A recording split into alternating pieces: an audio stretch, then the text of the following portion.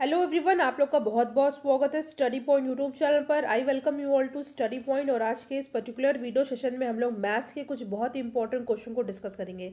जैसा कि आपको पता है कि मैथ्स की सीरीज चल रही है, इसका नेक्स्ट पार्ट है जिसमें मैं बहुत ही इंपॉर्टेंट क्वेश्चन को डिस्कस करूंगी। कुछ क्वेश्चन में आपको मैं ट्रिक भी बताऊंगी।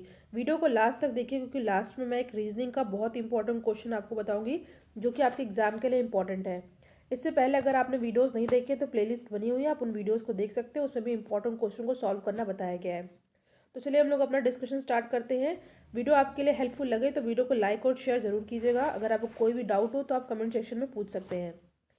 आप चाहें तो व्हाट्सएप ग्रुप से भी जुड़ सकते हैं। तो पहला क्वेश्चन है, जैसा कि आप देख रहे हैं, एक रकम साधारण ब्याज की दर से 2 वर्ष में 2240 तथा 5 वर्ष में 2600 हो जाती है, तो राशि आपको बताना है। ठीक है, पहले ध्यान से पढ़िए क्वेश्चन में क्या कहा गया है। एक रकम जो है वो साधारण ब्याज की दर से, ठीक है, उस पर इंटरेस्ट लग करके वो 2 वर्ष में कितना हो जा रही है, 2240, और 5 वर्ष में इतना।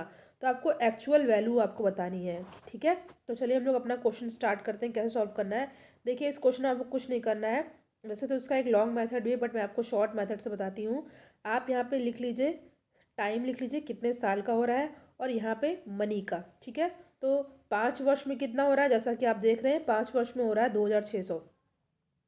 तो 5 वर्ष में यहाँ पे हो रहा है 2600 रुपये, और 2 वर्ष में कितना हो रहा है, आप दिख रहे हैं यहाँ पे 2240। 2240 रुपये हो रहा है। ठीक है, तो इनका हम लोग गैप निकाल लेते हैं। तो हमें जो वैल्यू पता करेगी आएगी वो देखना है क्या आएगा। तो यहाँ पे 5 साल से 2 साल घटा देंगे तो 3 साल आ जाएगा। 3 ईयर में कितनी मनी हो रही है, यहाँ पर इंटरेस्ट की बात हो रही है यहाँ पे अभी। तो यहाँ पर हो रहा है 360 रुपये। इतना आपको समझ में आ गया होगा। ठीक है, तो अगर 3 साल में 360 हो रहा है तो एक साल में क्या होगा, ऑब्वियस सी बात है, आप 360 को 3 से डिवाइड कर देंगे। तो जब आप डिवाइड करेंगे तो क्या आएगा, 3 साल का नहीं, अभी मैं बता रही हूँ कि अगर 3 साल का 360 रुपये है तो एक साल का मैंने आपको बताया क्या होगा। 360 को आप जब 3 से डिवाइड करेंगे तो 120 रुपये होगा। ठीक है, 120 रुपये होगा। और 2 साल का ऑब्वियस सी बात है, 2 साल का कितना हो जाएगा। आप यहाँ पे एक साल का 120 रुपये है तो 2 साल का 240 रुपये हो जाएगा। और इसी तरह यहाँ पे आप अगर चाहें तो मैच करा सकते हैं, 3 साल में 360 रुपये हो जा रहा है। तो आपको प्रिंसिपल अमाउंट पता करना है। जब आपको पता है कि इंटरेस्ट इतना है 2 साल का, ठीक है, यहाँ पे साधारण ब्याज की वैल्यू नहीं पता थी, साधारण ब्याज लग करके वैल्यू क्या हो जा रही थी वो आपको पता है। तो आपको साधारण ब्याज की वैल्यू पता चल गई 240 रुपये। तो आप 2240 में से अगर 240 माइनस कर देते हैं तो आपको क्या वैल्यू पता चल जाएगी, अपने मूलधन की, यानी कि प्रिंसिपल अमाउंट की। तो वो वैल्यू आपको आराम से पता चल जाएगी। आप 2240 में से अगर आप माइनस करते हैं 240 रुपये तो आपको आंसर आ जाता है 2000। और ये हमारा ऑप्शन ए में साफ साफ दिख रहा है। आई होप ये क्वेश्चन आपको सॉल्व समझ में आ गया होगा। इसका सोल्यूशन मैंने यहाँ पे आपको दे दिया है, आप चाहें तो देख सकते हैं।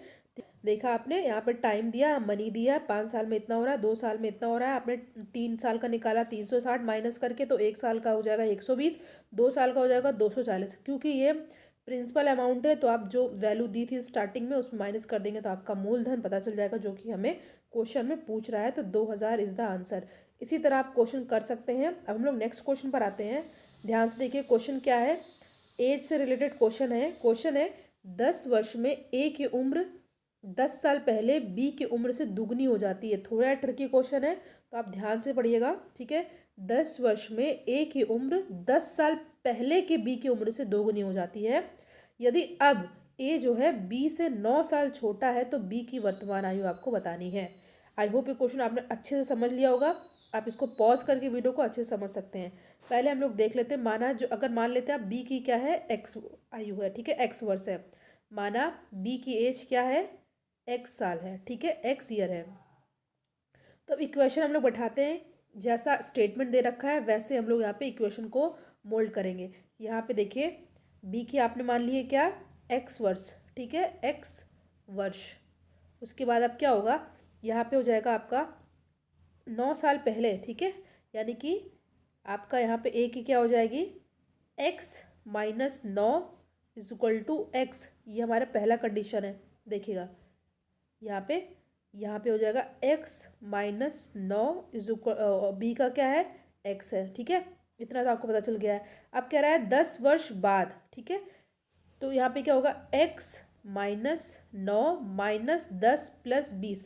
आपने कहेंगे कि यहाँ पे 20 कैसे हुआ, क्योंकि यहाँ पे दिया है कि 10 वर्ष में ए की उम्र 10 साल पहले के बी की उम्र से दुगनी हो जा रही है। ठीक है, दुगनी हो रही, इसलिए यहाँ पे ऐसा है। और उस साइड क्या बन जाएगा इक्वेशन, 10 साल पहले x-2 इंटू 2। ठीक है, यहाँ पे ये हो गया।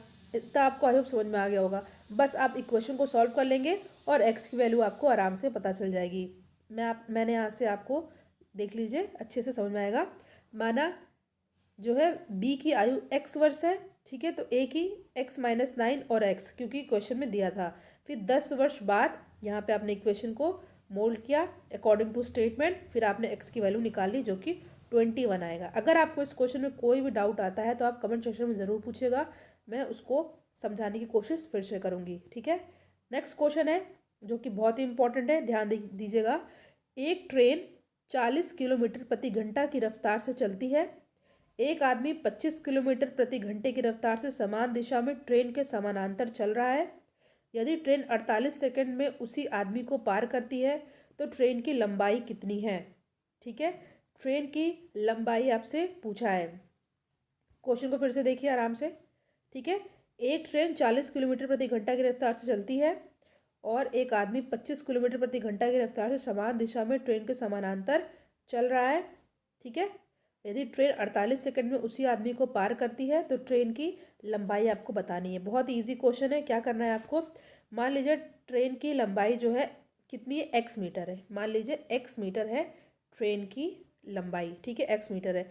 आप ऐच्छिक चाल आपको निकाल लेना। आपको पता है कि आप ऐच्छिक चाल निकालने में क्या करते हैं, जो यहाँ पे दिया है इसमें से इसको माइनस कर देते हैं, 40 माइनस 25, तो यहाँ पे आपका क्या आ गया, 15।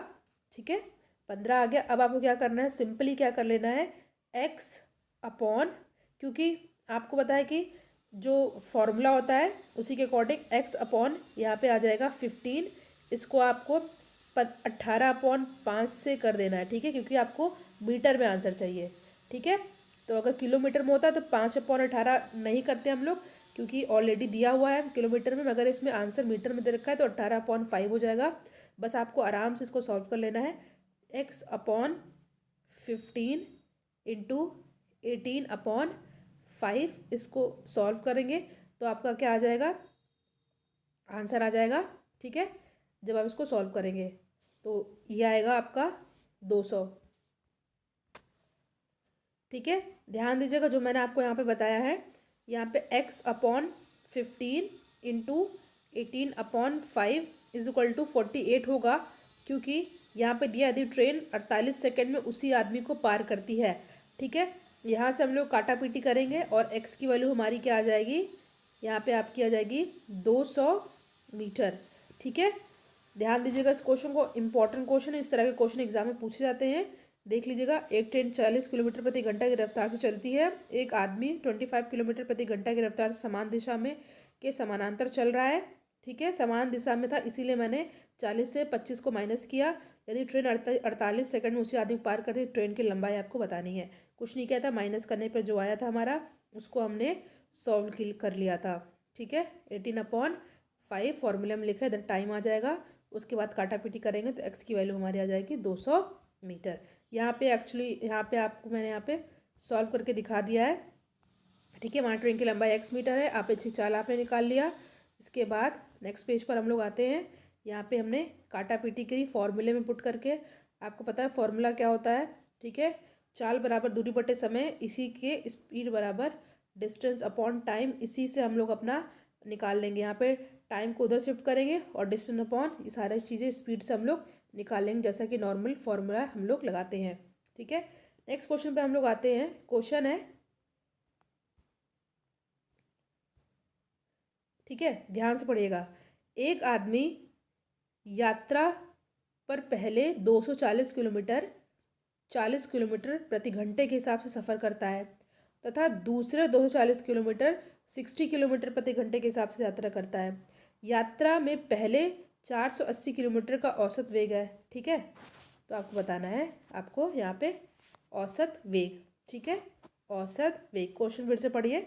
एक आदमी यात्रा पर पहले 240 किलोमीटर 40 किलोमीटर प्रति घंटा के हिसाब से सफ़र करता है तथा दूसरे 240 किलोमीटर 60 किलोमीटर प्रति घंटे के हिसाब से यात्रा करता है।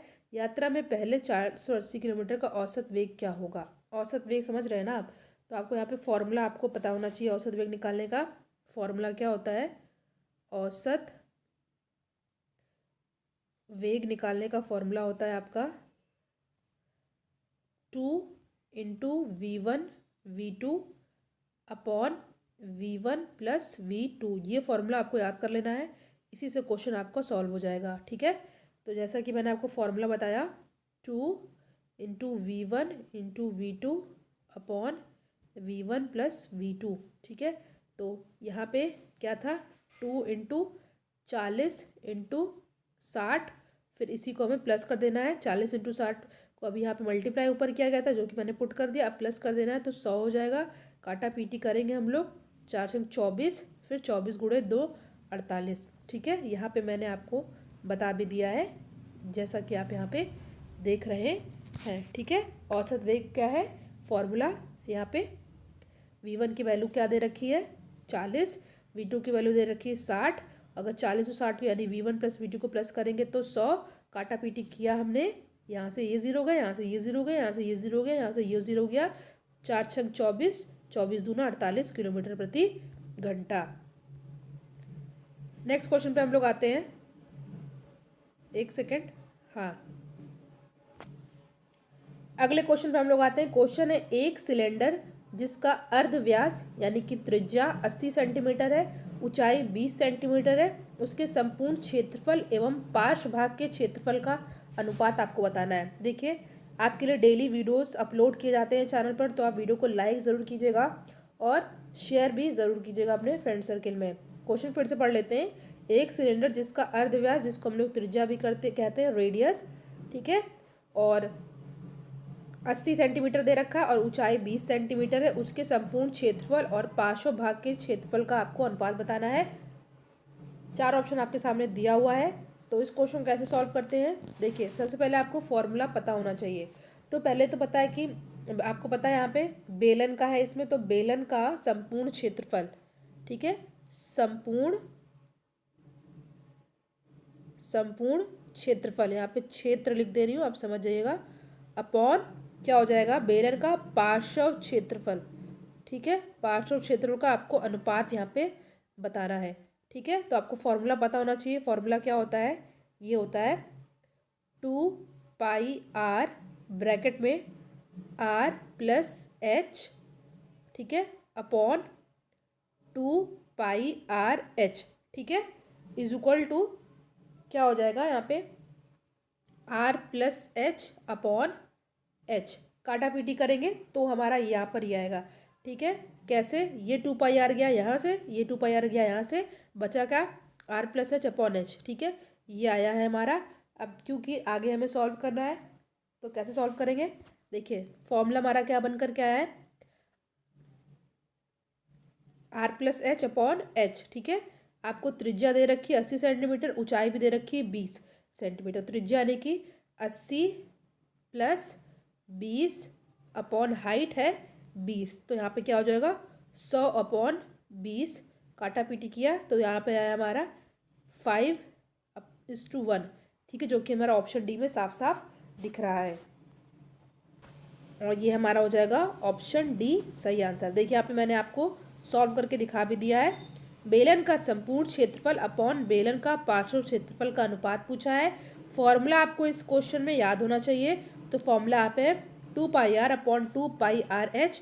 जब काटा पीटी करेंगे तो यहाँ से 2πr कैंसिल हो जाएगा, यहाँ से 2πr कैंसिल हो जाएगा, यहाँ बचेगा r + h अपॉन h। फिर वैल्यू दे रखी, r की वैल्यू दे रखी क्वेश्चन में 80 और h की वैल्यू दे रखी क्वेश्चन में 20। बस वैल्यू पुट कर देना, हमारा आंसर आ जाएगा। ठीक है, देखिए मैंने आपसे कहा था लास्ट में आपसे एक रीजनिंग का क्वेश्चन डिस्कस करूँगी, क्योंकि रीजनिंग के क्वेश्चन भी एग्जाम में आने हैं। तो ये एक ही क्वेश्चन आज मैंने डिस्कस किया, बाकी मैथ्स के इंक्लूड किए थे।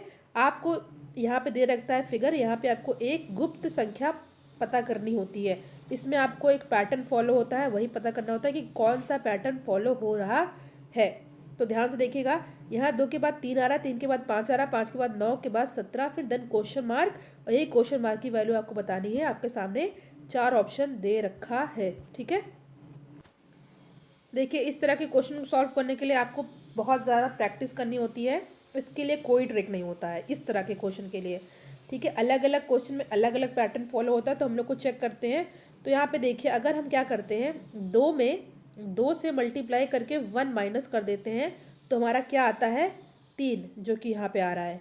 ठीक है, अब तीन में भी हम दो से मल्टीप्लाई करके एक माइनस कर देते हैं तो पाँच आएगा, जो कि हमें यहाँ पे दिख रहा है।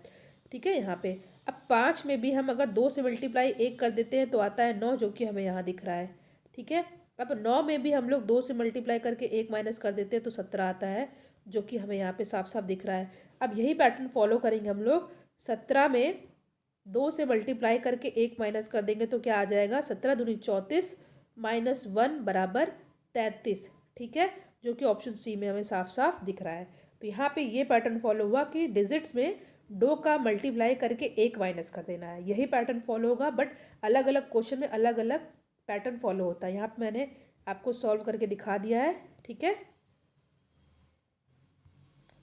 ठीक है, बट जैसा कि आप यहाँ पे देख रहे हैं, इंटू टू माइनस वन, यहाँ पे सत्रह गुणे दो चौंतीस माइनस एक तैंतीस होगा, यहाँ पैंतीस नहीं होगा, तैंतीस होगा। ठीक है, क्या पैटर्न फॉलो किया है, मैंने बताया आपको, पैटर्न फॉलो हुआ है इंटू टू माइनस वन। ठीक है, तो आज हमने मैथ्स के कुछ इंपॉर्टेंट क्वेश्चन और एक रीजनिंग का क्वेश्चन डिस्कस किया है।